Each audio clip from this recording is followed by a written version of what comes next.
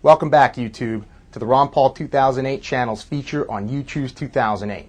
Today, you're going to hear Dr. Paul talk about defending your Second Amendment rights. The Second Amendment, the right to bear arms, is important to a lot of Americans. Why do you think that is? Well, the founders were very clear about it, and the assumption went without saying that everybody can have a gun to go out hunting because everybody was a hunter.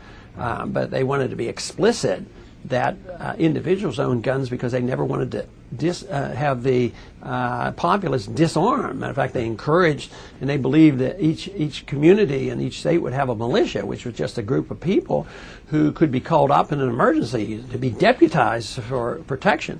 But the gun really was, that Second Amendment was provided, ironically, and a lot of people don't understand this, but it was to protect against abuse of government, because they needed guns to protect against the abuse of the king.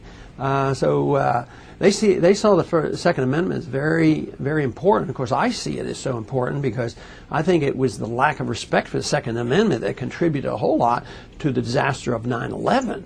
Because if individuals are responsible to defend themselves or their property, my guess is that if the government hadn't taken over security on the airlines, maybe the airlines would have said that a pilot could have kept a pistol up front and don't let anybody mess around. But unfortunately, before 9/11, they weren't allowed to have guns. They're still really not allowed.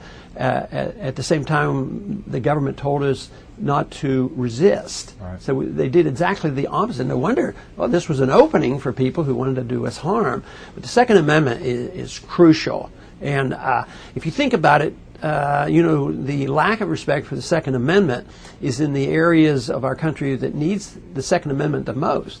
And this is, to me, so discriminatory, and that's in our inner cities.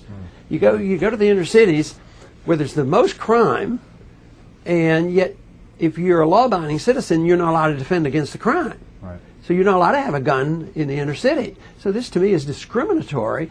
And, of course, there's a lot of laws against guns and drugs, and yet you have more violence in so many inner cities. So I think respect for the Second Amendment would go a long way to helping cut down on the violence and the killing of innocent people in many of our inner cities throughout the country. Okay.